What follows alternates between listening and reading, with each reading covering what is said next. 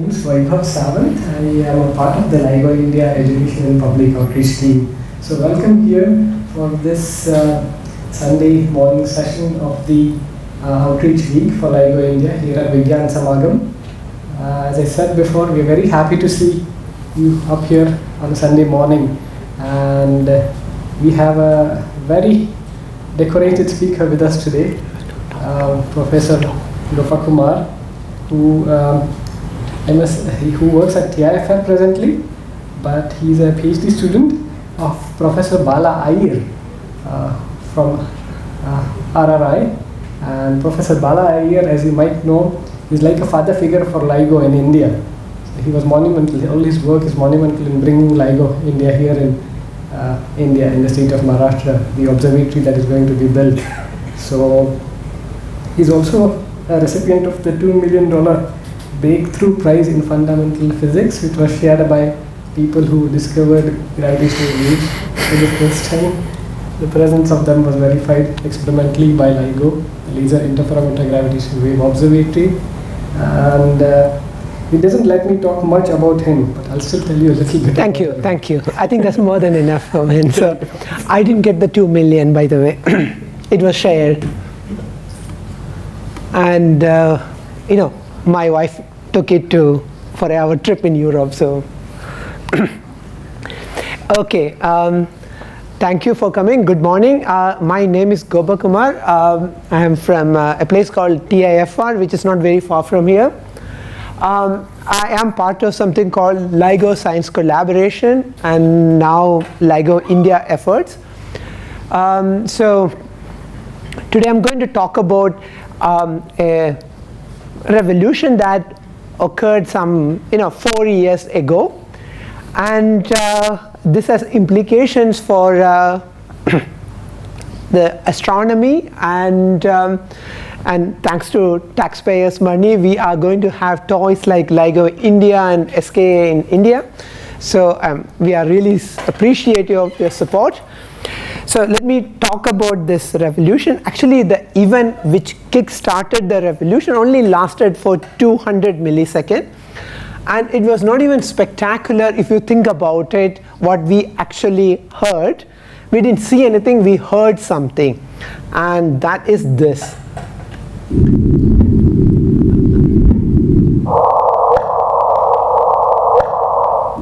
It's actually a repeated one. In fact, we didn't hear this loud. This was made louder for public consumption. So what we heard was a signal which increased in its amplitude and frequency in a time span of 200 milliseconds. And this is what we were waiting for almost a couple of decades. And it actually heralded the idea that we can now listen to collision of black holes. So you may wonder what's going on here, and this talk is going to be about that. And even if it's going to be collision of black holes, why so much publicity about it? In fact, what we are saying is that this, what you just heard now, is actually came from two black holes. They were going around each other and they collided, something like we are now showing in full general relativity. It's a simulation. Unfortunately, there are too much light. You will see these two objects going around each other, and it's actually creating some sort of a disturbance, like a wave propagating out. And that's precisely what we saw or what we heard, which I showed you in that movie clip. And this is actually, it's not a cartoon. It was created by solving a very complicated set of equations predicted by or formulated by Einstein, which can have the ability to actually bring two black holes and force them to collide. So this was a big event. You can imagine it's been popularly supported by big states of head, including President Obama, as well as Prime Minister Shri Narendra Modi. In fact, we even celebrated, these days the birthday of this event on September 14. So that event was called GW 150914. So GW means gravitational wave. 15 is the year that occurred. This is the American way of, specifying a date. 09 is September. 9/11, for example. So 14. It was much more violent than 9/11, though. And today I will be talking about what you mean by gravitational waves. I will be talking about these events which are very spectacular in their nature, which convince Indian authorities and Indian government, and we are extremely grateful for that, to pursue instruments like Ligo India, and then Pulsar timing array by square kilometer array, and many other exciting science projects, which are essentially big toys with the aim of improving the scientific temper and scientific advances of our society. This is all funded by taxpayers' money, and I keep telling we are extremely grateful for that. Apologize. So the bottom line is that 200 millisecond event kick-started opened a new window to the universe, and that can be very exciting. Why is that exciting? Well, look at this. This is our universe, but now in different parts of the electromagnetic spectrum. So that's the one you are familiar, optical, a clear sky. Look at the sky. You will find, well, you actually find, if you are quite far away from Mumbai, you actually see the Milky Way, the Agash Ganga. You see a bunch of stars. Of course, you will see planets and all that. But it looks very harmless place unless you are fortunate to actually witness a supernova explosion, which allows you to actually read newspapers in the middle of the night. We haven't seen that for a while. Kepler did that twice. Johannes Kepler. Anyway, but if you change that frequency to go infrared, you will find much more luminous. This is our Milky Way, essentially the bulge of the Milky Way. But if you go to radio, we have a facility not very far from here. It's called GMRT. It's Giant Meter Wave Radio Telescope. It will look at the universe in our galaxy too, and you can see that there are many things happening. It's much more brighter. Well, it's false color, but it actually shows that the emission can be very strong. Now if you go to X-rays, again you see that all these events are now very violent. They happen in seconds, milliseconds sometimes, or and they emit huge amount of energy. In fact, the gamma ray it actually glows. So the universe is a violent place. It's not that simple as you see with your naked eye. In fact, what we want to know, we want to actually describe the universe in its the dark sector, which is not visible with our eyes. And gravitational wave is one way of doing that. And before I go into gravitational waves, and that's what we are so excited, dark sector of the universe, we can get detailed information of it. Okay. Now before I talk about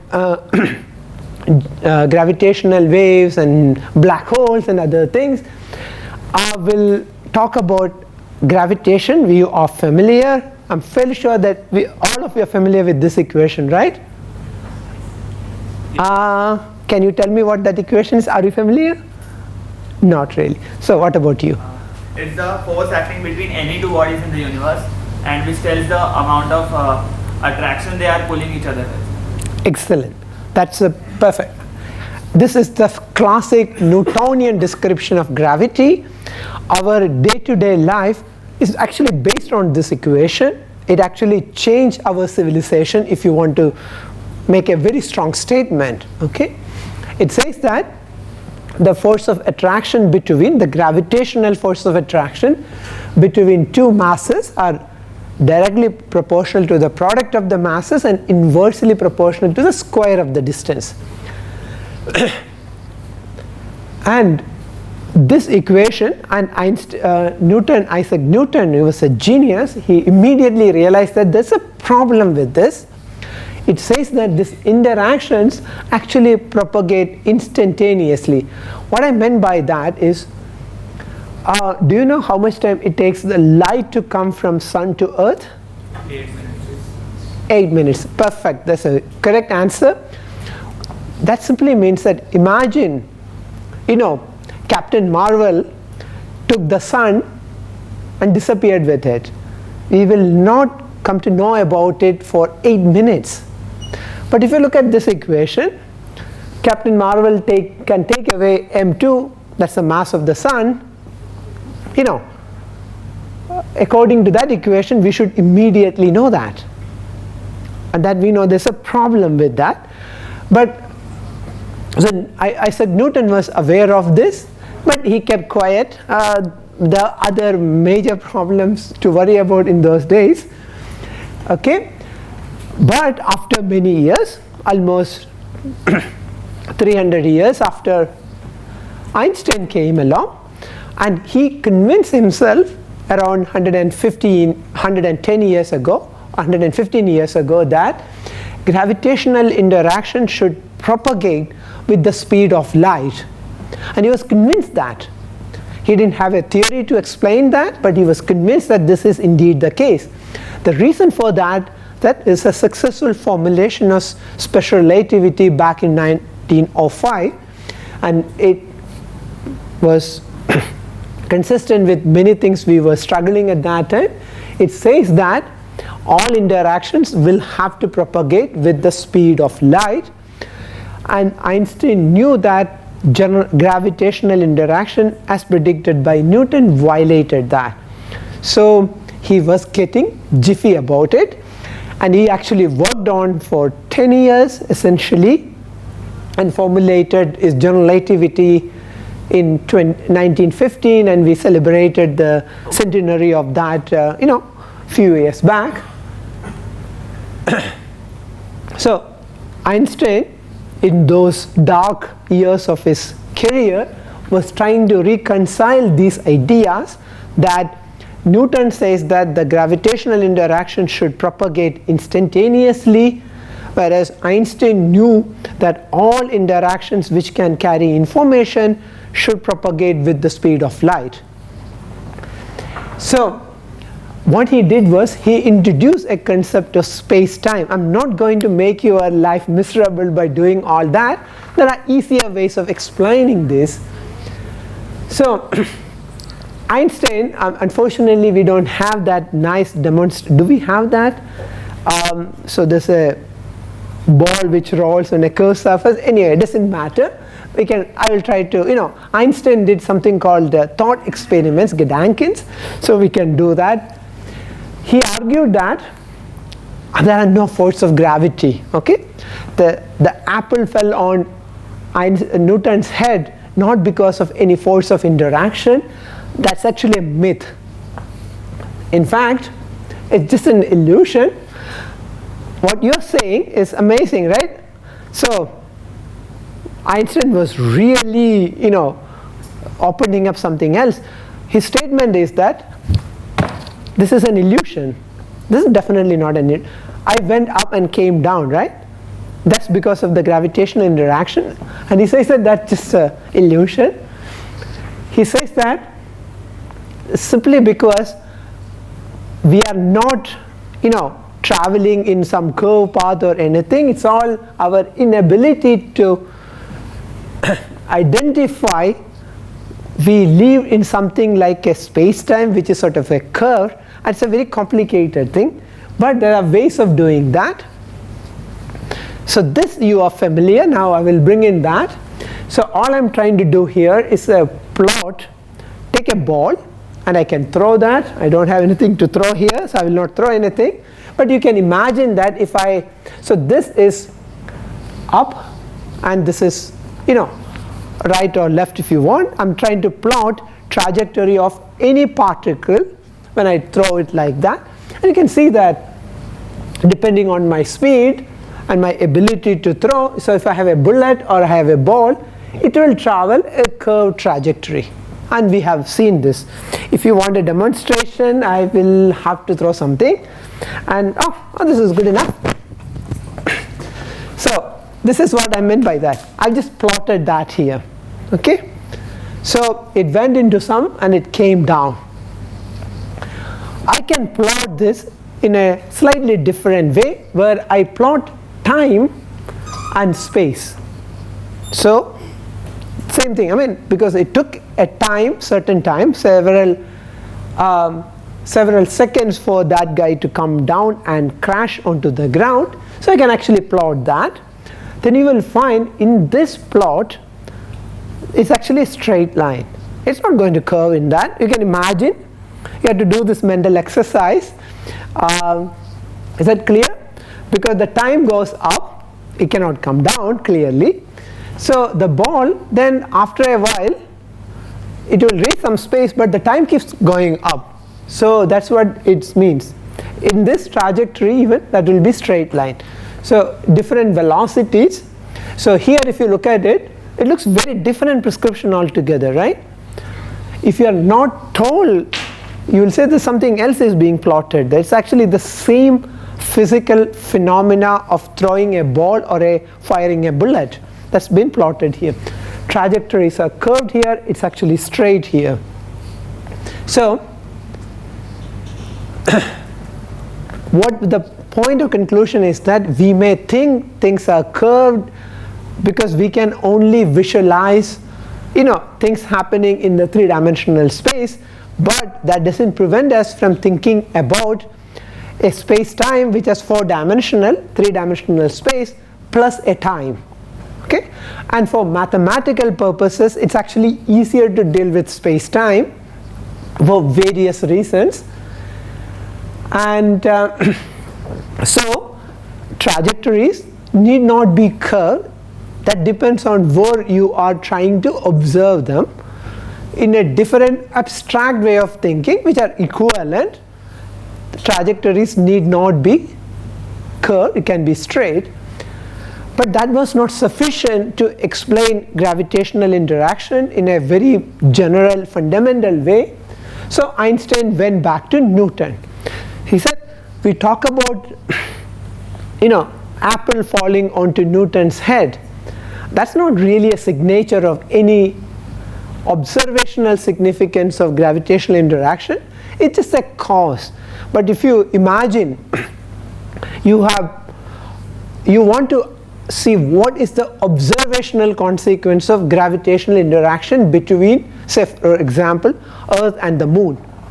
The moon is going around, okay? But imagine I'm going to put you in, say, Ireland, where you cannot see the sky, we cannot see the moon, it's always cloudy. Then you can still, and if you are smart enough and you have given Newton's equations, you will figure out that there is a moon. How? You look to the sea and you will find tides. And the tides are because there is a differential, the force acting on all parts of the earth are not the same, they vary. In fact, by the way, how many tides are there per day? How many high tides per day? Okay, that's very good. Do you know how to explain that? It's okay. That's a correct answer. So the tides are caused by the moon, and when moon is very closer here, it actually adds more force onto the towards the moon, and then we see high tide there. But at the same time, it can be argued, you need a bit of mathematics, that this place also will experience high tide, and it repeats. So we find two high tides per day, and you can actually verify that. So Einstein realized that tidal interactions are the observational consequence of gravitational interaction. So you only need to explain tidal interactions, okay? And Einstein argued that, well, tidal forces are nothing but if you can make the curvature, the space-time curved. See, remember I talked about space-time of this trajectory, okay?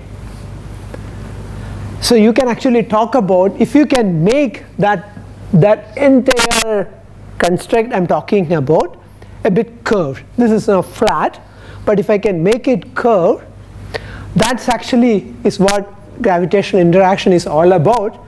In that imagination, you can imagine the following: the sun actually curves, the fabric of the universe we live.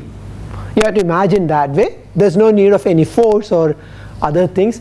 Now if you put a point particle like Earth in such a curved thing and give it a push, because the intrinsic nature of the geometry, it will be forced to move around in a closed path, okay? And that's what Newton says, oh, the planets follow closed orbits like an ellipse or a circle and other things.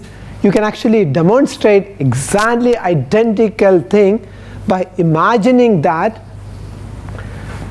a massive object curves the underlying, not just the space-time, okay? And that's all we need to worry about. So instead of talking gravitational interaction between particles, we just go and curve the underlying space-time, and this is the picture I can again. So this is the fabric of our universe, and if you have a massive object, even I am going to perturb the fabric of the space-time, and the particles will follow a natural trajectory in that curved thing. You can imagine. Can you imagine that? It's difficult. So if you have a curved surface, we may think that something is moving in a straight line, but if you look from outside, it moves around here, okay? So usually I need a demonstration for that. I was and you can Google this. I can, there are plenty of. You can play the video. I don't have the video right now. Yeah, I was trying to. Okay, we can do it later. So the idea is that if you have a massive object, the fabric of our universe, it gets disturbed, it becomes somewhat curvy, and that's the gravitational interaction according to Einstein. However, you can actually disturb such a curved nature of our fabric, then that disturbance will propagate, and they will propagate like a wave, and these are the gravitational waves. Now you can see that these waves will be totally absent in Newton, right? In the Newtonian description, you have just interaction between particles. There's no way we can wave that. Here what we have done is that we said we live in a universe that we accept. The universe has spatial dimension and a time dimension, and if you bring in a mass, it actually curves that fabric, and if you can disturb the fabric, that disturbances will propagate, and these are the gravitational waves. That's what we call about ripples of the fabric of our universe. Space-time is the fabric of our universe. We live in a space-time. In fact, if you have taken a flight, you actually implemented the idea that there is a space-time because we regularly use GPS. GPS works simply because, and you need 4 satellites. It simply says 4 satellites. If you have a handheld GPS device, not the one with the map, it will actually tell you that I'm waiting for 4 satellites to come above the horizon. 4 is simply because you are in a space-time, not 3, 4. Okay? So essentially this is what we have to talk about. So if the universe is essentially a fabric described by space and time, and massive objects disturb that fabric. The disturbances propagate out, and it actually rippled the fabric, and that's what we are saying gravitational waves. And this only appears in the Einsteinian description of gravitational interaction. This is what we see. So this is the fabric of the universe. If you are good enough, you can disturb that fabric. The disturbances will propagate out like waves, and we call this as gravitational waves. So all practical purposes, these are tidal in waves. Okay, they tend to deform. Remember, the tide happens because the moon pulls Earth in a differential manner.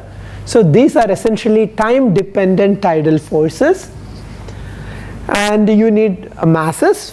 So in electromagnetic theory, you need accelerating electric charges to provide electromagnetic radiation. In a similar description, we can actually argue that you need accelerating masses for that. So since I'm talking about waves, how does it, we are familiar, we are from Mumbai, we are close to the sea, so let me try to distinguish between gravitational waves and the waves you are familiar, ocean waves.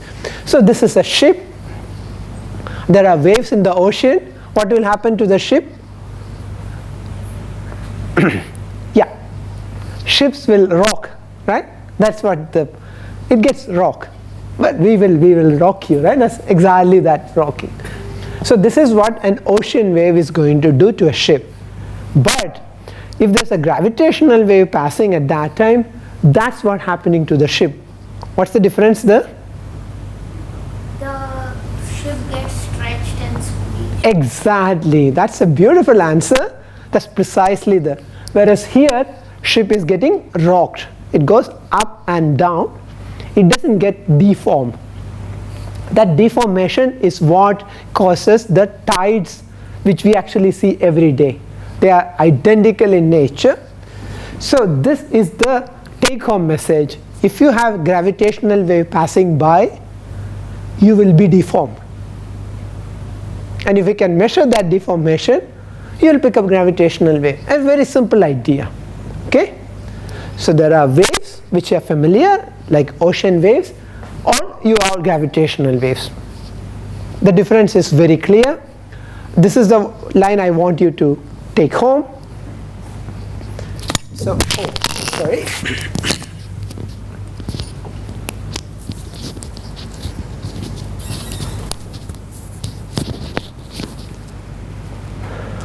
So gravitational wave forces the ship to wave or deform, but the problem is that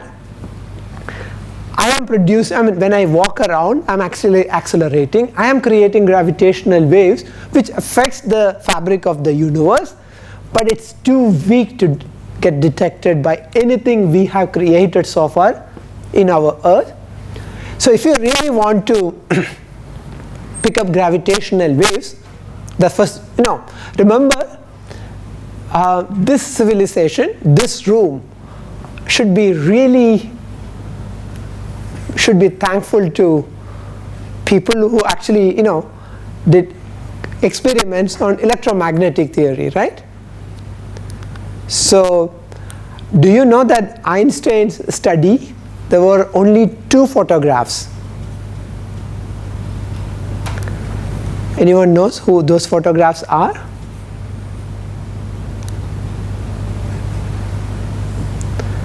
You said something. One was Maxwell. Exactly. And the other was Faraday. Exactly. That's a very nice. I'm amazed. I mean, it took me many years. I was not aware of it when I was your age. Why Faraday? What did Faraday do? All Faraday did was he took a magnet in a coil and he showed electricity is possible. Our civilization, this room, everything you do essentially, started from that. And then America became a great nation because of the Niagara Falls and Maxwell's equation. You have to now connect those things. I'm not going to explain that, but you can ask me why. So funding people like me is not a bad idea. You may not get every day those contributions, but delta contribution add up. So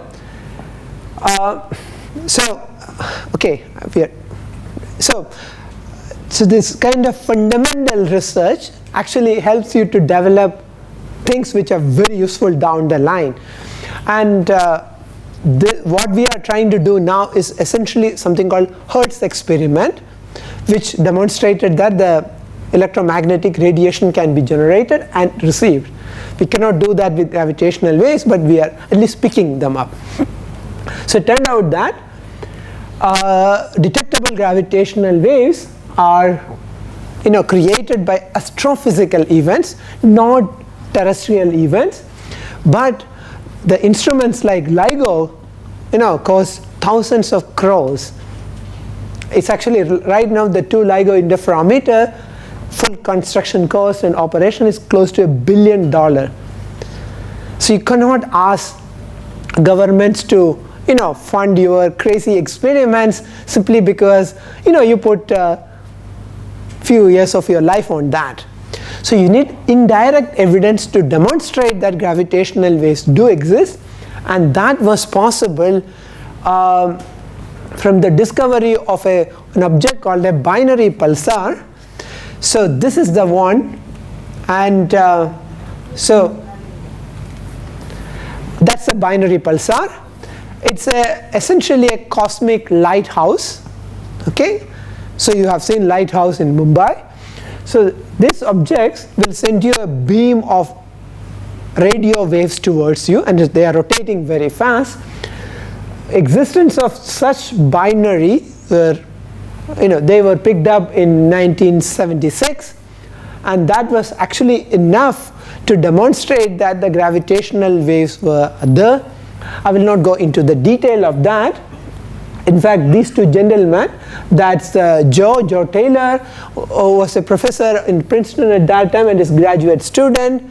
So the discovery happened in 1976. The Nobel Prize came in 1993, and this was good enough for the experimentalists to convince politicians and administrators that gravitational waves are there. We need to build instruments to pick up gravitational waves, are called LIGO. So it turned out that the gravitational waves are very cute in their description. There are only 2 kinds of them. They are called plus and cross gravitational waves. So what does that mean? If there's a gravitational wave, it passes by, for example, it's coming like this and it's hitting the board like that. Imagine you have a circular ring of particle. Why a circular ring of particle? Remember, Earth is affected by tidal interaction of the moon. Gravitational interactions are tidal in nature if you want to see them. That's the first assumption or first thing we are trying to demonstrate. So such a thing will be deformed by passing gravitational waves, and they deform in 2 distinct ways. One goes like a plus and other one goes like cross, and if you can measure this deformation, you pick up gravitational waves. It's fairly straightforward. Am I clear? So you take a ring of particle, wait for it to get deformed like this. Passing gravitational waves will deform either this way or that way. So something is expanding in one direction, the other one is collapsing, and this is what we call cross, and this is plus. Okay. So the problem is not that of course I can beautifully construct a ring or particle and wait for them to get deformed, right? That's all I need to do. But the problem is that these deformations or this variation in L divided by L, that's of the order of 10 raised to minus 22. 1 divided by 10 followed by 22 zeros, 21 zeros. That's too small. And how small those are? Well, take the distance to the moon, that we roughly know, right? They're quite far away. It takes a couple of days for astronomers to reach there, and change that distance by an amount which is roughly the width of an atom. Take the distance to the moon, change it by width of an atom, and take the ratio, not the big ways, no. So width of an atom divided by distance to the moon. That roughly is 10 raised to minus 22. And that's not easy to measure. However, it turns out that there's an instrument, it's called an interferometer, and you might have heard about it, right? So okay, what's the speed of light? Yes? About 300 meters per second. 300 meters per second, that's for the sound. Something close, yeah, not really. Correct. That's it's 300,000 kilometers or something like that. Because if 300 meters per second is the problem, right? What it says that, when you call your mom, it will take a while to, if she is somewhere away, right? Because these things, light is the same as a radio wave, and they propagate very fast. So how did you measure? So we can measure, as you said, 300 kilometers per hour and all that. Our trains move. There's actually a train connecting the Shanghai airport to the downtown, which goes around 400 kilometers per hour. It's a maglev. So we can measure that kind of speed. 1,000 kilometers per hour is something, a car, it's a dream of car maker to run a car that speed. But how do you measure 3 times 10 raised to 8 meters per second? You have to measure, right? That's very difficult, and it was possible by an instrument called an interferometer. Unfortunately, I will not go and tell you about that. In fact, that's precisely what we did. Assuming the speed of light as we measured earlier, we can use an interferometer to measure such small distances. In fact, this is can be considered as a cartoon of an operating interferometer that Shivraj, for example, worked for his thesis. Okay? In fact, that's what it's all about. So this is an interferometer, and I'm going to put that movie just to give you. To measure the stretching and squeezing, Ray turned to a device called an interferometer. A laser beam is split and sent down a pair of long perpendicular tubes, each precisely the same length. The two beams bounce off mirrors and recombine back at the base. The light waves come back lined up in such a way that they cancel each other out. And you add them together, you get nothing. You get a zero, a big fat zero. No light gets detected at the photodetector. But when a gravity wave comes along, it distorts space and changes the distance between the mirrors. One arm becomes a little longer, the other a little shorter. An instant later, they switch. This back and forth stretching and squeezing happens over and over until the wave has passed. As the distances change, so does the alignment between the peaks and valleys of the two returning light waves, and the light waves no longer cancel each other out when added together in the recombined beam. Now some light does reach the detector, with an intensity that varies as the distance between the mirrors varies. Measure that intensity, and you're measuring gravity waves. The light takes longer time in here than it did in this arm. Now it takes a shorter time, and these things don't cancel so beautifully anymore. That's the interferometer. Since I'm not an experimentalist, I took care of, I used that video to explain this. This is what gravitational wave detectors are all about. In fact, you can go back, see, this is the ring of particle I'm talking about, a gravitational wave interferometer is essentially, as Ray was trying to explain, is essentially a ring of particles, but we don't care about these particles anymore. We have one mirror here, one mirror there. Passing gravitational waves deform that, and what do you see? In the output of that interferometer, you see light, a fluctuating light, which is what was fluctuating around 100 Hertz, and it lasted for 200 milliseconds. That's the signal we saw, and we connected that to the merging of black holes. That's all. Okay, so this is what we did, and this is what we interpreted and claim that this is gravitational waves. Okay, so there's nothing more done. So, and at present there are 3 interferometers which are operational. 2 are in the US. So you can see that one is in up there in the state of Washington. This is near the beautiful city of New Orleans in south, and light takes around 10 milliseconds to travel between 2 locations. And these are the interferometers. They are not small, they are actually 4 kilometers in arm length. These are 4 kilometers. This is down south in Louisiana. So the aim was to measure 10 raised to minus 22 changes in the arm length of these interferometers around 100 Hertz. And as you said, as you are familiar, there is going to be one interferometer in India, in the state of Maharashtra by 2025. That's called Ligo India. And right now there are 3 of them operational, which is one in Hanford up north, down south in Louisiana. There's one in Virgo, that's near the city of Pisa, and one is going to be operational very soon in mines in Japan, Kagra. So these are exciting times.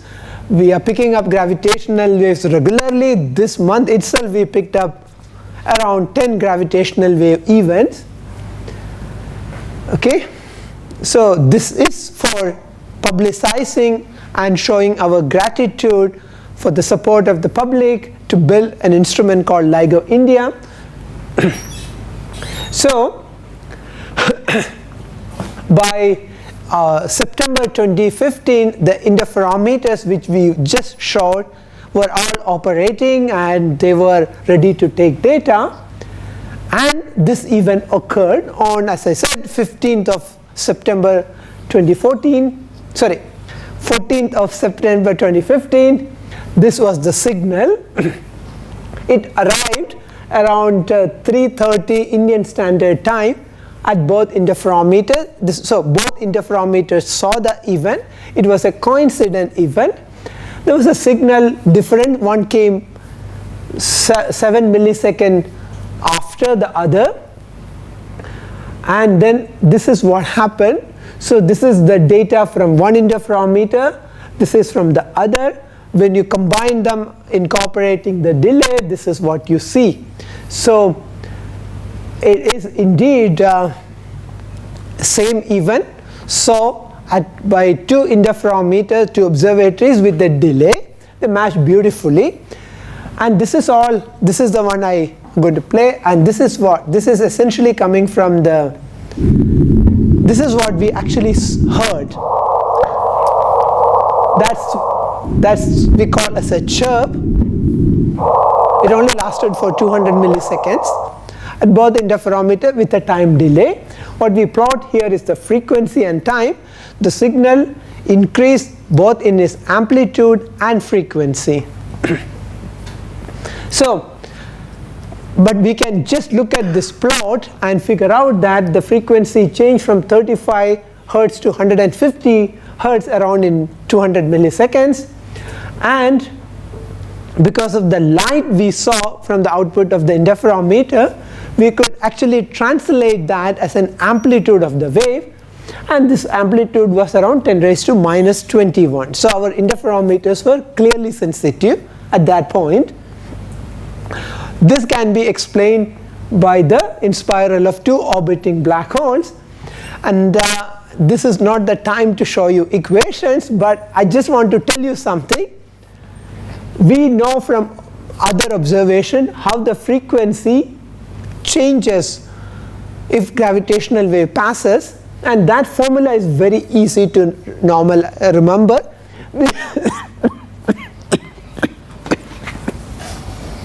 I'm sorry.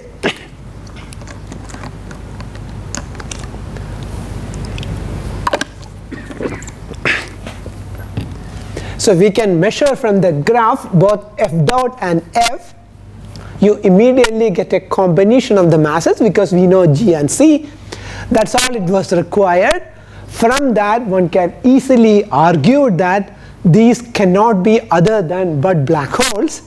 And that's, I'm not going to get into the details, but if you want, I can actually, explain, come over here if you want. And this is what we think happened. I just want to remind you again this. So you actually see two black holes going around each other. It is actually disturbing the fabric of the space-time, and you actually see the waves going away. So see, this is essentially those pits are the black holes. They are disturbing the fabric in such a way, and they're coming closer and closer.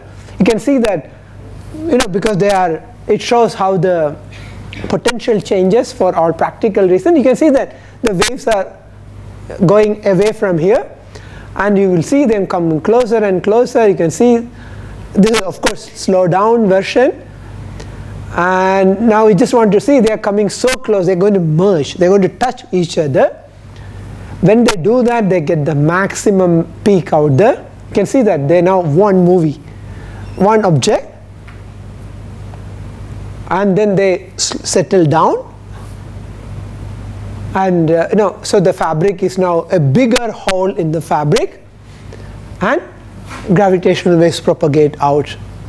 Okay, the most important thing, this is amazing, by looking at a gravitational wave signal we can immediately tell what kind of masses are involved, and this is amazing. Look at the sun. Can you tell its mass just by looking? We can't. In astronomy, there are only two things to do: get the mass, get the distance. And both require billions of dollars if you want to go outside our galaxy or solar system. All telescopes are trying to do that. I want to know the distance of the object. I want to know its mass. That's all I want to know. The rest I will figure out. We need a pen and paper and a big computers. Everything can be worked out. And gravitational waves just gives you that. Listen to gravitational wave. It will tell you immediately the mass, how the frequency changes with time, and if you know the amplitude, we can do a back of the envelope calculation and show how far it is. And that's the amazing thing about gravitational wave astronomy. And if you are familiar with astronomy and its techniques, this is what you should take home. Gravitational wave, measure it, it will tell you the mass involved, it will also tell you how far it was. Okay, and that's what we think. It's an amazing event. So it turned out that this event actually involved merger of a 36 solar mass. Its mass is 36 times that of the sun, but its extent was not very much. It's roughly the size of Mumbai if you want, and it collided with another black hole of around 30 solar mass, and this event only lasted 200 milliseconds. This was many things for many of us. It was the first direct detection of gravitational waves. It's the first direct observation of black holes. We only had indirect evidence for these objects. This was the first direct detection of binary black holes, and we were able to test Einstein's theory in a very dynamical regime. And because of all that, Rainer Weiss, you saw him in that movie, Barry Barish and Kip got their Nobel Prizes in 2017. So it was a monumental event and a discovery. And India was part of that effort. In fact, many institutes in India were part of it. That includes Chennai Mathematical Institute, ICTS, which is part of TIFR in Bangalore, ISERC in Kolkata and Trivandrum, IITs in Gandhinagar and other places, IPR is an institute and IUCA definitely in Pune, RRCAD. So these are the institute. In fact, there were 36 authors in the discovery paper, and there were 3 from TIFR Mumbai.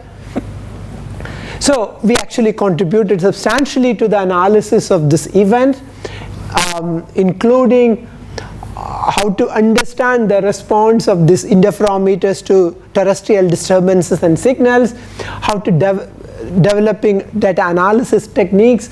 Well, my group worked on constraining the orbital eccentricity of that event, and there were people computing the mass and spin of the black hole which emitted, testing GR, how much power was radiated, and people also tried to see whether ordinary telescopes can see something of this event, which was unfortunately didn't see nothing. But this is not all. In fact, we have many more discoveries. In fact, these are all discoveries happen in various times. So around the day after Christmas in 2015, we saw a long event. These are all black hole hitting each other. But something very exciting happened. There was a very long event. It lasted for a minute. This happened on 17th of August 2017, and it created such a fuss in the entire astronomy that I will have to tell you what happened. So this is that event which occurred. It's an amazing event, and it opened up a new era in astronomy. So it happened around 130 million years ago when the dinosaurs were hanging around here. 2 neutron stars, these are the cosmic lighthouses, they went and hit each other like that. And on 17th of August, Earth was shaken by that.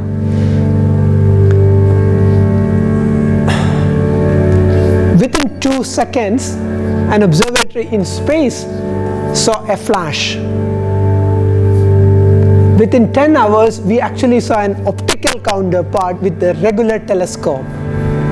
And then it went on and on and on. And within 2 weeks, Hubble saw it out there. And it changed everything what we are thinking about. And then it went away. And it created so much data that we now realize all the precious elements, the gold and platinum you carry, were all created by events like this. Okay? So in fact, this event created around 10,000 Earth mass of platinum and gold. Well, it's quite far away, you can't go and mine it, but so we were all part of that. This time we not only heard the event, we also saw the event, and it's created by our colleagues in down south, this movie, and this is what happened. So this was the gravitational wave event I just showed you, like in the 1509-14. 2 seconds, 1.74 to be precise.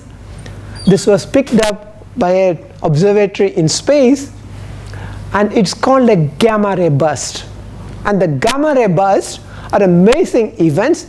These are the most violent events in the universe. So this is the universe in gamma rays. You see that? Something flash, right? And it blinded everything in the universe. So if your eyes are sensitive to gamma rays, even on the surface of the Earth, you are not going to have a peaceful sleep. Whatever you do, once, couple of times a day, usually once in a day, you find this intense blast coming to you. You can't protect it. You will see it. Okay? These are called gamma ray bursts. In fact, there's a suggestion that we became biped because of a gamma ray burst in the neighboring, in our neighborhood, which forced us to, evolve and walk on two legs. It's a very new paper, and they may be even true that. Okay. In fact, we saw these events just 2 seconds apart. The probability that these are unrelated events are essentially 1 part in 20 million. So we know that this is something, they are related to each other. In fact, that's what happened. The LIGO Virgo created this patch, saying that it came from somewhere in the southern hemisphere, and then with the observatory in space, the Fermi, we actually essentially give a slight area around 40 square degree in sky. So it's like a banana. You take a banana and hold it in the sky. The area you cover is roughly 30 square degree, and this is why the Ligo India will be useful. We will be able to see most of the events with such, we can locate events with such accuracy in the sky. You can see that within 10 hours they have to wait for the night to appear. They saw in a galaxy not very far from here. In fact, gravitational waves told that it's not very far, it's around 40 million light years, and we saw that pass, and it was followed up. But this is not all. The fun is going to happen at various stages. In fact, just like electromagnetic spectrum, you have visible light, you have X-rays, you have infrared, you have microwaves. Gravitational waves also come with a slew of wavelength. This is what we saw, which is essentially 100 Hertz. When some of you are my age, you will see gravitational waves in millihertz. It's an interferometer in space. It should be operational by 2040. However, since I am working in a Tata Institute, we are sort of close to nano, right?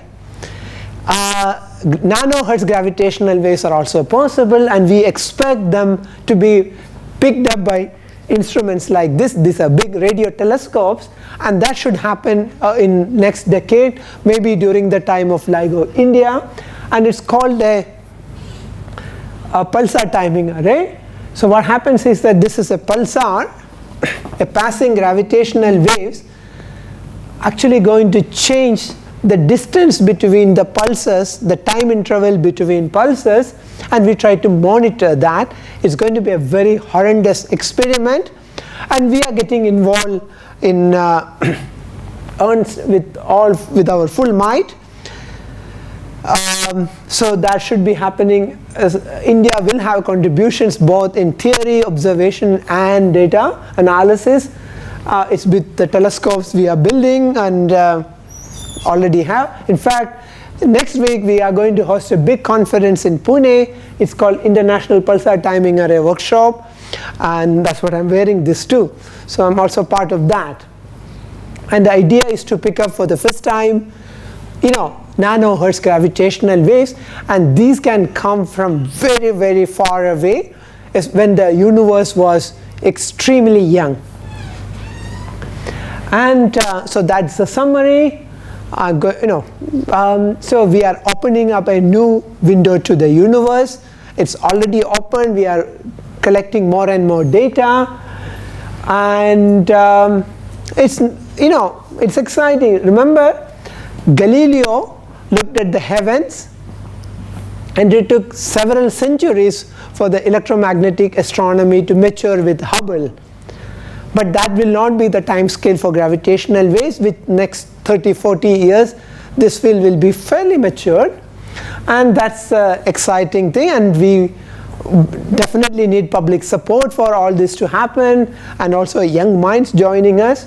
So this meeting is essentially for that, and India is expected to play a significant role thanks to many of you. And this is what I do in TIFR. We have a group, we call ourselves as Team Eccentric. These are my graduate students working either in TIF or in other places. And I'm able to give a talk like this because they work very hard. So this is the thank you note to them too. And that's all. Thank you very much. I will take questions and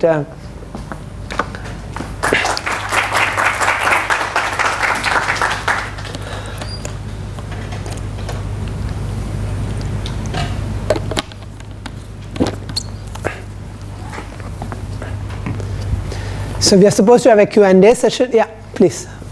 How do gravitational waves lose energy when they travel? So our detection, so when you talk about electromagnetic observatories, we actually collect photons. We collect, so it's called a bolometric instrument if you do that. Gravitational waves, we don't do that. We essentially are trying to measure the amplitude of the gravitational waves. So if you measure the power, then you have no idea about the distance and other things, but here we are measuring the amplitude, hence the distance. Is that the question you are asking? No. How do they lose energy? Okay. In fact, this is an interesting thing. We don't expect gravitational wave to actually lose energy because they are created by black holes. So if they pass by, so electromagnetic, let's go back to electromagnetic radiation. They are created by charged particle, electron accelerating. And if it meets another electron, it gets deflected, hence the power is reduced and all that. Same thing to happen for gravitational waves, you need similar sources.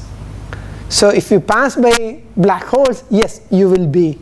So the decay of gravitational waves, the propagation effects of gravitational waves are essentially tiny. So that time scales can be that of the age of the universe, or can be estimated. So that's why we can observe from the very past also, like near the Big Bang also. Yeah, I mean, these are radiation fields, and if they are not decayed, then it's a 1 over r, so we will see it. Yes. I will take from here and then, yes. What about you were telling us about that there are going to be other interferometers in space. What about that design? Is it going to be another 4x4 kilometer mirror thing? Oh, that's a beautiful question. Thank you. Not really. So the LIGO is sensitive to 100 Hertz. Therefore, the optimal distance is around 4 kilometers, few kilometers. We are not interested in such a wavelength in space. The reason we are going to space is that the Earth vibrates around 1 Hertz. And there's no way we can quell that vibration. So if you want to see below 1 Hertz, then you go to space. In space, since we are interested in millihertz, that's the, below millihertz, it turned out that you need to have huge arm lengths. In fact, it's around 1 million kilometers, not 4 kilometers, but 1 million kilometers. But then you don't need to construct. All you need to shoot a laser. It's space. It's vacuum. Nothing will happen to the photon. So, yeah, it looks like an interferometer, but it's 4 million kilometer arm length. That's a very good question. I will go there and yeah. So I have 2 questions. One is, in the gravitational waves, do you have the properties like polarizations and if that exists, how to detect that through interferometric studies? And the other question is, the chirps which you showed at 2 different locations, I mean, though their form is similar, there are differences in the chirps. So like, from that, what information we can have? Very good. So interferometric detectors, LIGO, are actually sensitive to both polarization. So we essentially get a combination of them, because what we see is going to be the sum of both polarization and where the source is coming from, because every instrument will have a response to various points in the sky. They differ. So we can see both. So if you have very unique configuration, we may not even see one polarization at all. Okay, that's possible. So far we have not seen such a scenario. This is another way of saying that Kepler, the mission Kepler, actually see planet only when it goes in front of the star.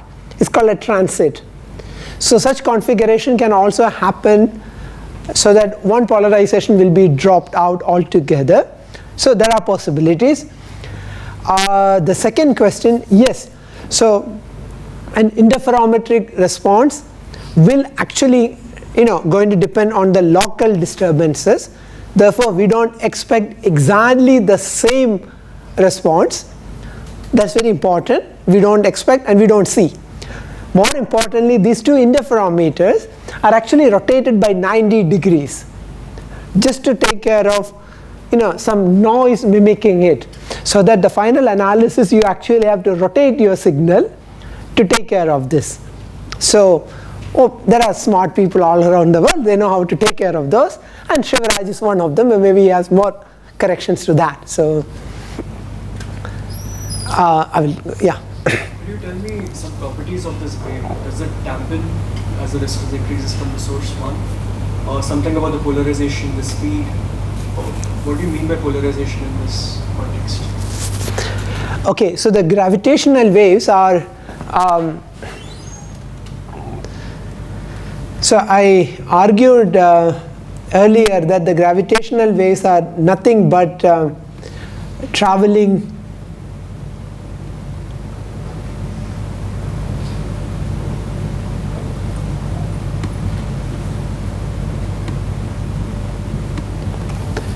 So gravitational waves are nothing but traveling tidal waves.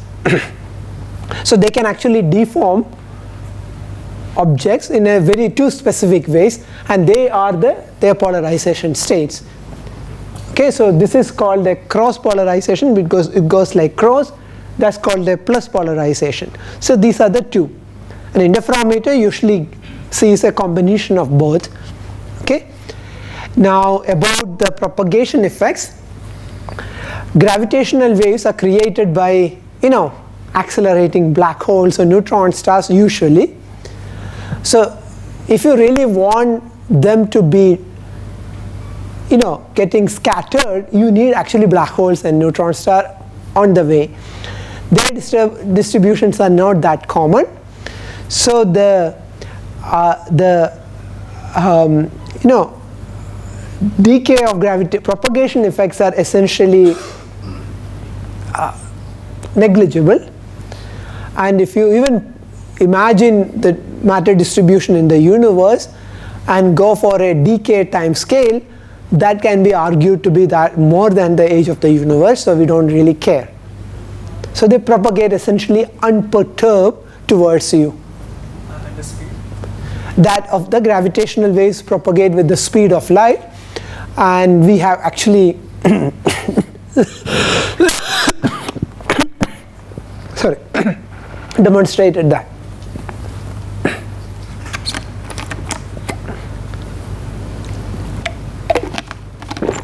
I think there was another question from, yeah, go ahead. Gravitational waves are generated by an accelerating body. So suppose there are two observers. With one observer it is accelerating, and for the other observer it is at rest. Will the other observer will see the gravitational waves? Okay, that's a good question. So this will get me into a bit of special relativity, which I don't want. No, both. So the thing you are talking about are sort of a special relativity base, but here what's happening is that the flat Minkowskian space-time is actually replaced. So I'm not these when I'm talking about this, I'm talking essentially in a global Minkowskian kind of a frame, like a special so you cannot have an accelerator observer to cancel this non-uniform acceleration of a gravitational waves event. So suppose it's normal, it's not a non-linear acceleration. It's like, even though it's a linear acceleration, it would create gravitational waves. So if I'm considering an observer which is at rest with respect to the source, will he be able to? Okay, so what happens is that this question you can answer if your space-time can be given by so-called the Minkowskian metric, but a passing gravitational wave will ensure that that is broken. Therefore, you cannot have an observer not affected by gravitational wave. Am I clear what I mean by that? You can only talk about, yeah, in fact you can do that at a given point. Okay, so what happens is that a gravitational wave passes by and you are looking for a very specific class of an observer. So at a moment you can actually do that. At an epoch of an space-time event, you can make sure that there are no perturbation, so there are no gravitational waves. Unfortunately, you cannot do that for an extended period. At an epoch given by one space-time point, 3 space coordinates and 1 time, there is no gravitational waves. But I cannot hold on to that.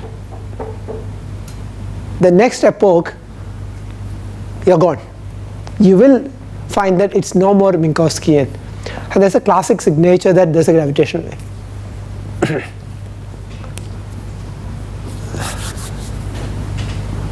There was an, yeah, please. Can you tell me why was the significance of that L shape in that Ligo construction? So what's the significance of the L shape? Why do the rays are perpendicular to each other? Yes, so it's actually easier to interfere 2 light beams if they are orthogonal to each other. If you have other configuration, it is possible. It's not that it's not possible, but it's natural. Okay, and that's the operation principle of the Michelson interferometer, because it's easy to add an extra delay either by devices or because you know that this direction is identical to this. It's like why do you create a graph where 2 axes are perpendicular? There's no requirement for that. You can actually do, but then the measurements becomes more, you have to find projections of one on the other, which is complicated.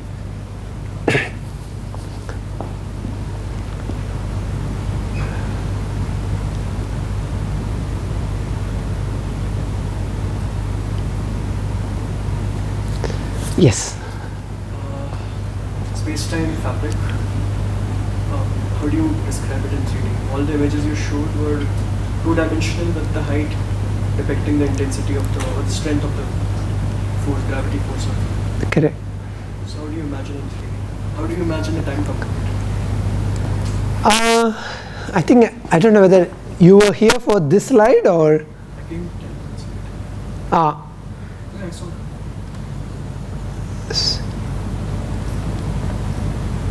This you saw, is it? No, not this one. Yeah. Well, how do you imagine a 4-dimensional space-time?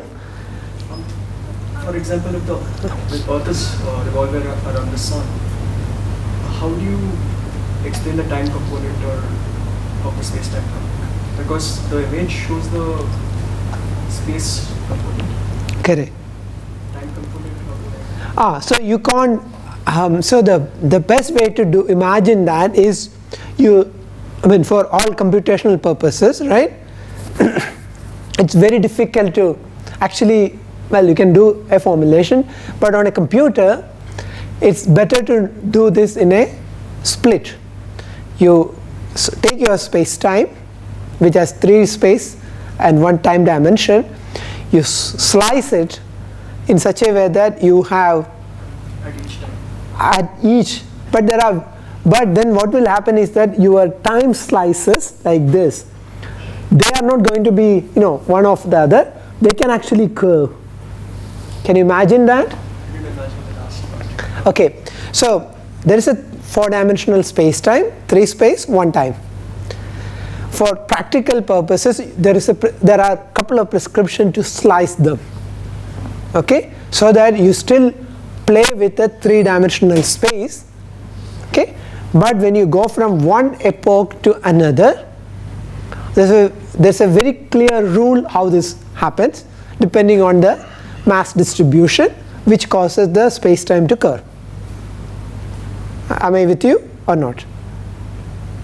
So you can imagine one slice like this, but the next slice in time may not be exactly flat, it can be curved and other thing. I understand. So the space configuration will change with... Exactly. Yeah. So that's the easy way of imagining. In fact, all our simulations are done so-called ADM 3+1 formulation. That's the technical word. So it's easier that way. So in fact, Einstein equations will be recast in a form of Maxwell's equation, essentially. Remember Maxwell's equation? There are 2 equations which are no time. There are 2 equations which have time. So it's called constraint evolution. So the Einstein constraints will be in this hypersurface, and then you evolve them. So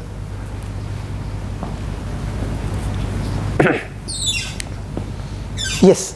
As we know that the space is vacuum, so how can we hear the gravitational wave? Oh, that's a beautiful question. Yes.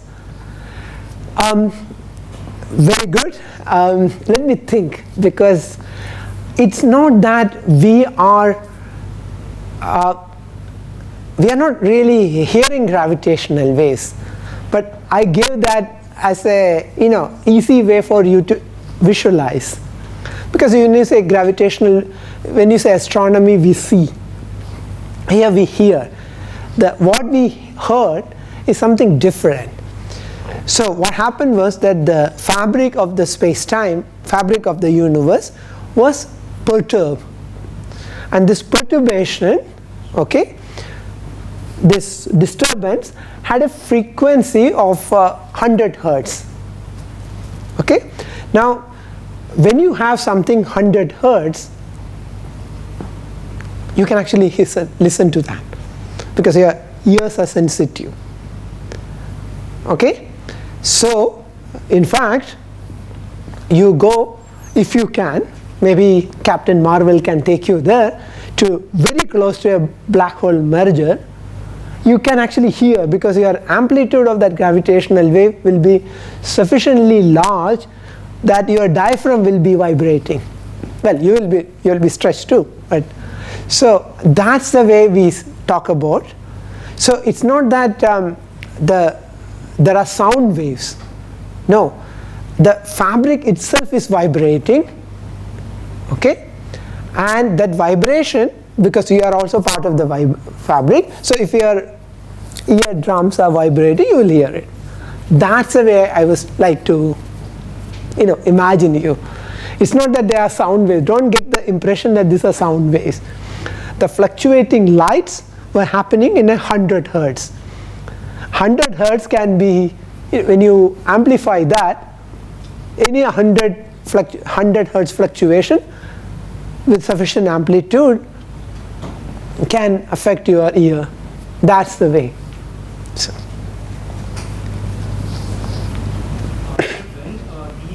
Suppose, let's say the black holes are merging back in time, and by the time gravity waves actually reach at the observer, so by that time universe might have expanded. I mean, so how one can actually is there an indirect way to look at the expansion rate of the universe? Yes, but it's a slightly. I don't want to get involved in that, but okay. So if you are thinking about the regular expansion of the universe, yes, our distances are indeed affected by an unknown factor, of this. But can we measure it? Yes, we can, and that's why this neutron star event was such an excitement. Gravitational waves, as I told you, by looking at the frequency change, you get the mass estimate.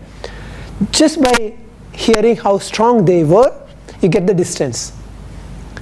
Now, what else is required is the redshift of that object, and that you need electromagnetic observations.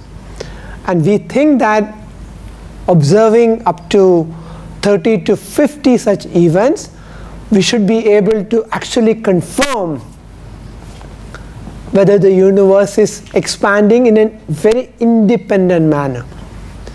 It has something to do with gravitational waves measure the distances straight away, whereas if you want to measure the distance of the nearby galaxy, you cannot just do that. What you do first is that you measure the distance of the nearest planet, and then you calibrate your method, and then you try to measure the nearest star.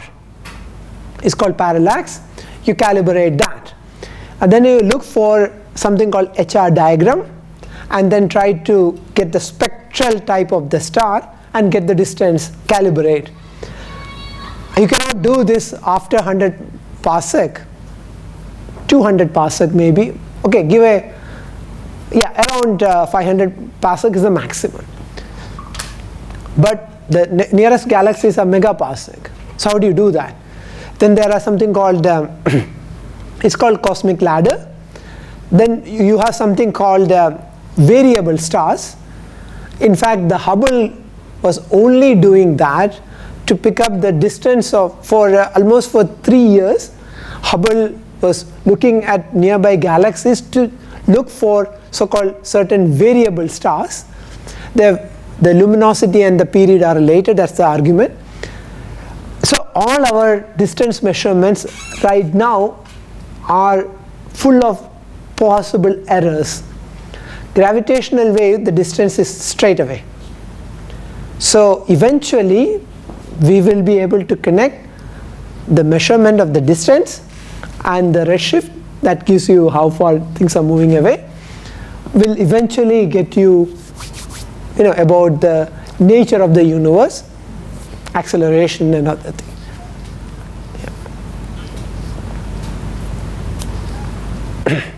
Yes. As you said that gravitational waves use the space-time fabric as a medium to travel. Doesn't that, according to Big Bang theory, the fabric expands independently, like you said? Doesn't that affect the gravitational waves? Yes and no. So, as I said, the distance measurement based on gravitational wave observations are indeed affected by this general expansion of the fabric itself. That's called a redshift, cosmological. So, but gravitational waves are essentially perturbation on the top of that. Okay? So you can imagine the universe is also space-time, right? I mean, the universe itself is a space-time, and these things are perturbation on that. On the top of that, things are all expanding, like as you have seen in the the surface of a sphere, a balloon, which is expanding, right? That's the picture you have in your mind, which affects the distance between galaxies and all that, right? So you can imagine that gravitational waves are perturbations on that small expansion, smooth expansion. So the gravitational waves also expand? Yes, but that's fairly minute. The frequency change because of this expansion. Frequency will change. Correct. Yeah, but those are terribly minute, so we don't care. So question is that whether electromagnetic waves are redshifted, gravitational waves suffer that, is right? Yeah, in principle, yes.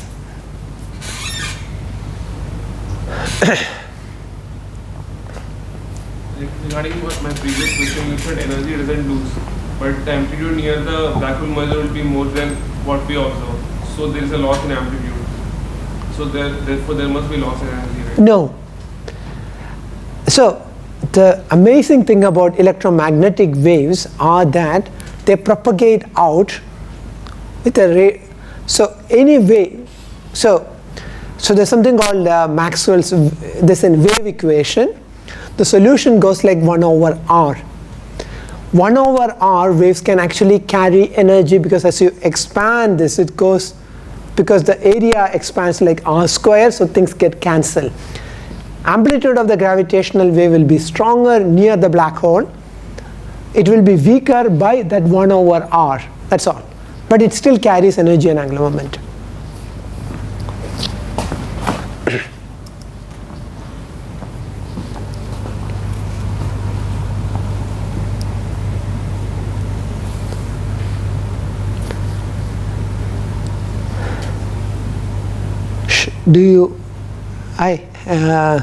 Do I need to ask them questions, or? So we can hand out the prizes then.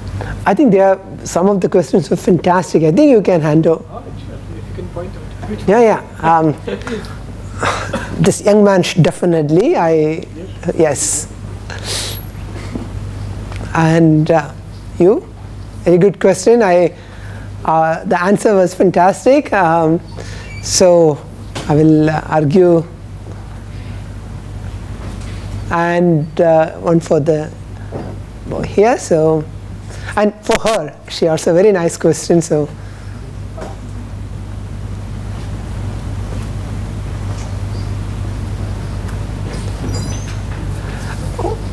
behind the Okay. Well, I can also ask questions if you want. You want me to bore you at 1 o'clock with questions? So? You can ask 4 questions, maybe 3. Maybe 2. I'm a bit conservative about books, so. Okay. It's a nice book by a friend of mine, Niels. He's a black hole astronomer in Southampton in England. It's a beautiful book. Question.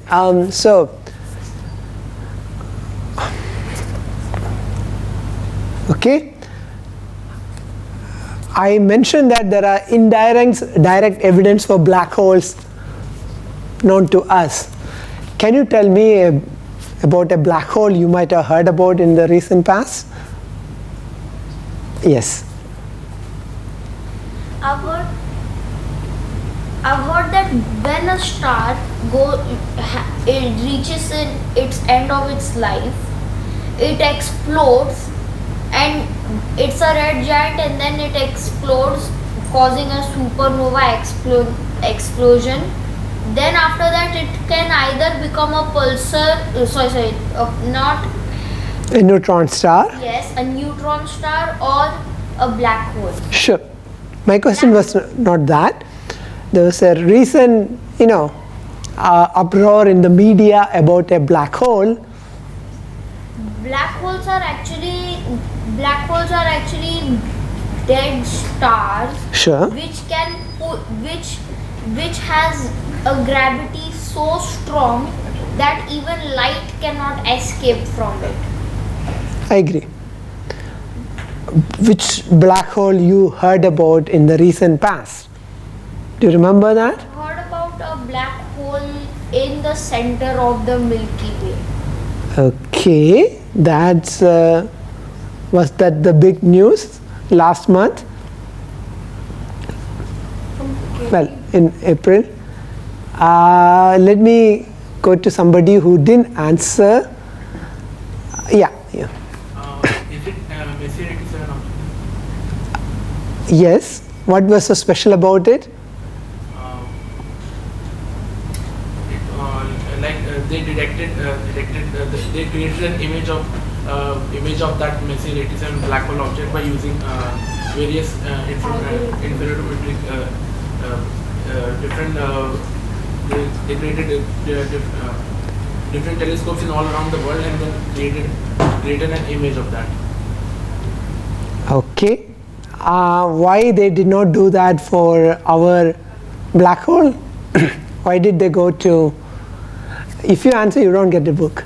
So. Maybe it was because of the ISM. It is illuminated. No.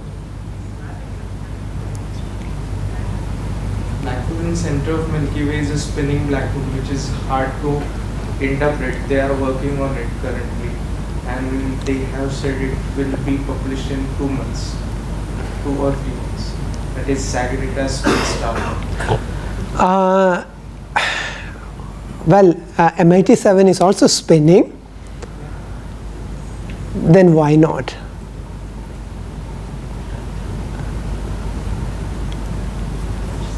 Yes.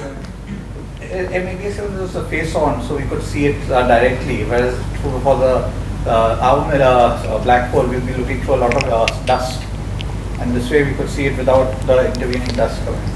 Actually not true. The reason is that we are looking in the millimeter waves, and the dust is essentially insensitive to millimeter. That's precisely the reason we were forced to use telescopes at 4 kilometer height, or in like in Hawaii and in South Pole. Maybe I'll give the answer. It was actually nearby. It's less massive. That's one pause. But the problem is that the galactic center black hole emits intermittently. It's not a steady source. So it's very difficult to create an image when your source is flickering. If it's a steady source, it's easy to take an image. But imagine there are, nasty flares once in a while. It's very difficult to take a picture. And that's the problem they are facing it's called Event Horizon Telescope Consortium. So, yeah. But I still need to give a book to one. Who? Yeah. So MIT-7, I think person in red t-shirt.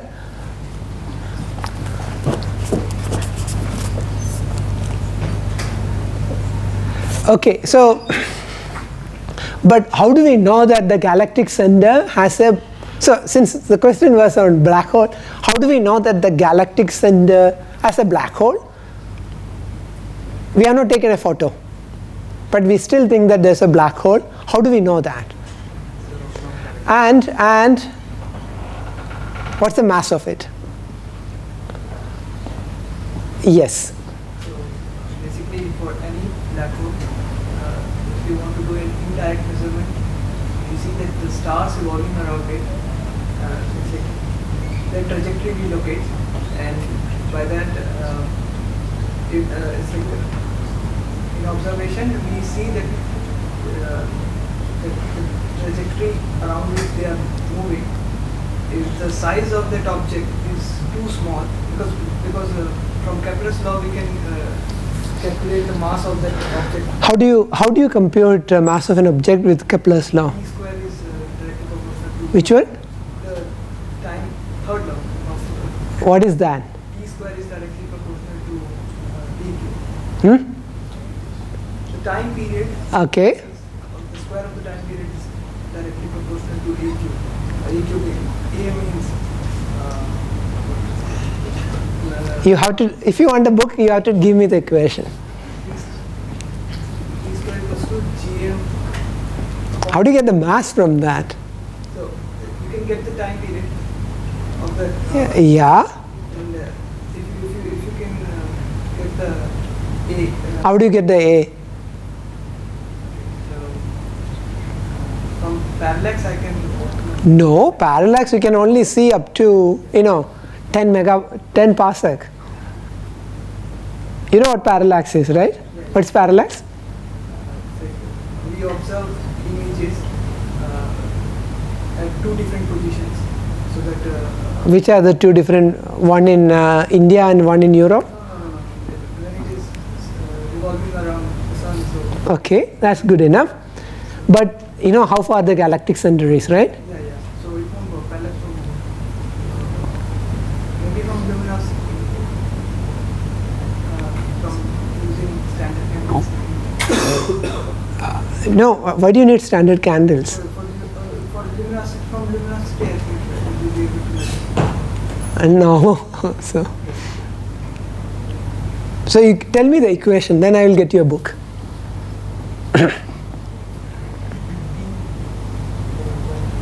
Important to remember equation.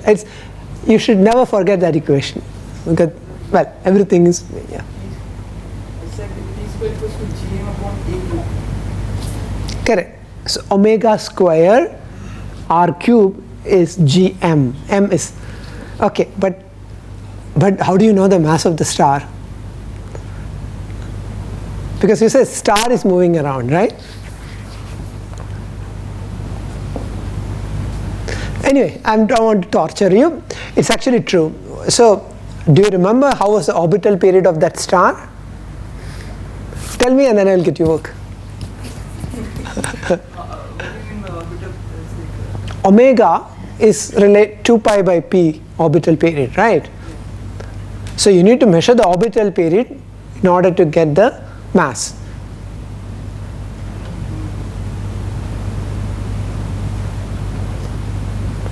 In fact, this game started back in '94. Two groups, one in Munich and other in LA. They started seeing stars. They're called S stars. What happened was that they saw that the stars, the positions actually move. The stars move around some unknown object. Okay? Not only one, now they have several of them. All they did was to essentially assume, once you see this part, they get a feel of the eccentricity and the extension. They try to fill it, assuming Newtonian. And they have several such stars now. And the orbital period of that was something like 12 years or something. And these stars were moving with incredible velocities, which is essentially 1,000 of the speed of light. Remember, our sun moves with essentially 300 meter per second, kilometer per second. That's not sufficient. They're moving much higher than that. And that's what gave the impression that it has a black hole of mass around 4 million solar mass. I think we can give that one. So.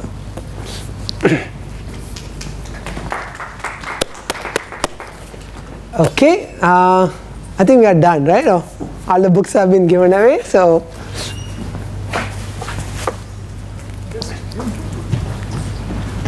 Oh, now something for me. So let's thank our speaker now for the very informative talk today. So thanks. Thank you very much. Lovely to have you. Oh, I'm sorry. We also have our Ligo India. Oh, amazing. Thank you. So, thank you. Yeah. Okay.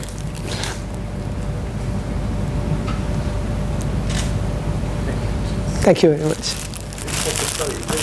Okay. Earlier days it was, films are not there, so thank you.